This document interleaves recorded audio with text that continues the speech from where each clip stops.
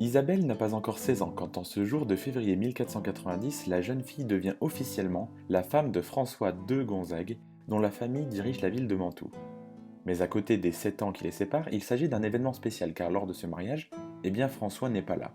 Alors ne t'inquiète pas, tout est normal pour l'époque puisqu'il s'agit en fait d'un mariage par procuration. C'est-à-dire que l'un des deux futurs époux, voire même les deux parfois, est absent et se voit donc remplacé par quelqu'un d'autre muni d'une procuration. C'est exactement comme pour voter, oui, sauf que dans ce cas précis, le choix n'engage personne d'autre. Alors je te rassure, cette pratique est interdite de nos jours, sauf circonstances exceptionnelles, donc ne t'inquiète pas pour le mariage en visioconférence, c'est pas pour demain. Le mariage d'Isabelle avec François est célébré dans toute la ville, à tel point que la jeune mariée défile même dans les rues sur un cheval richement décoré. Les habitants de Mantoue sont conquis par la beauté et la prestance d'Isabella d'Este, qui est aujourd'hui considérée comme la première dame de la Renaissance pour certains, voire même la première dame du monde pour d'autres.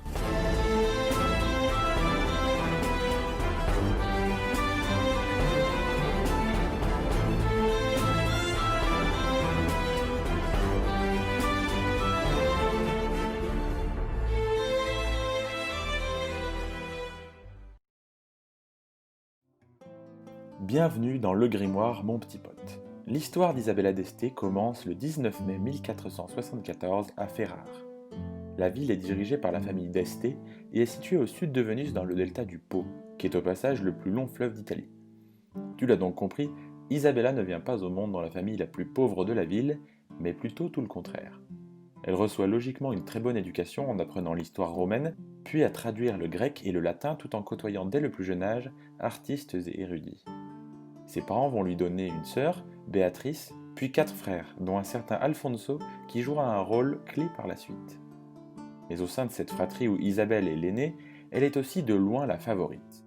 Pour preuve, sa mère lui enseigne la diplomatie et l'art de gouverner pendant que ses frères et sa sœur séjournent à Naples. Dès l'adolescence, son esprit lui permet de parler politique avec certains ambassadeurs, elle chante, elle sait jouer du luth et affectionne la danse en plus d'être talentueuse. Qui dit mieux?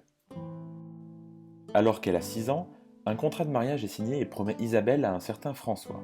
Les années passent, la jeune Italienne se prépare à rejoindre la cour de son futur époux, et bien qu'elle ne le trouve pas très beau, elle l'admire et apprécie sa compagnie ainsi que les lettres et poèmes qu'il lui envoie. Nous revoilà donc en 1490 à Mantoue, où, comme nous l'évoquions en introduction, les habitants acclament et fêtent dignement l'union des deux jeunes mariés. Avec le temps, Isabella va s'épanouir et sa relation avec François va s'intensifier jusqu'à ce qu'elle en tombe amoureuse. Devenue marquise de Mantoue, elle assure le remplacement de son mari lorsqu'il se rend à Venise, puisqu'il est aussi le capitaine général des armées vénitiennes. Elle donne naissance à son premier enfant à 19 ans, tout en assurant pleinement son rôle de marquise. Elle rencontre par exemple, lors d'un voyage diplomatique à Milan, Louis XII, dans le but de protéger son peuple de l'invasion française. Le roi de France se dit alors impressionné par son intelligence et la trouve séduisante. 2 ans plus tard, elle négocie même adroitement avec un certain César Borgia afin de venir en aide à la famille de sa belle-sœur Élisabeth Gonzague.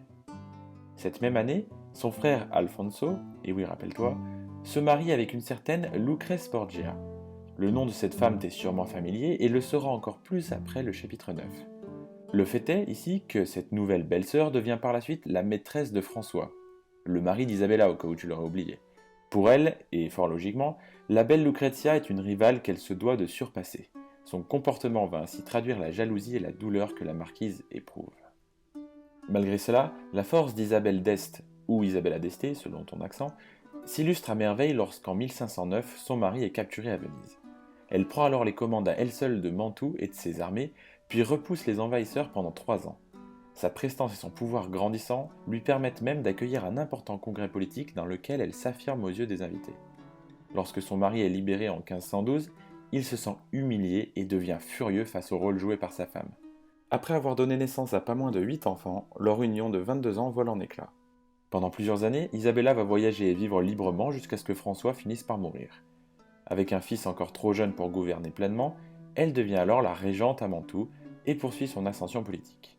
En s'appuyant notamment sur le livre de Machiavel, Le Prince, elle fait grandir sa ville d'un point de vue diplomatique tout en assurant les positions et l'avenir de ses enfants.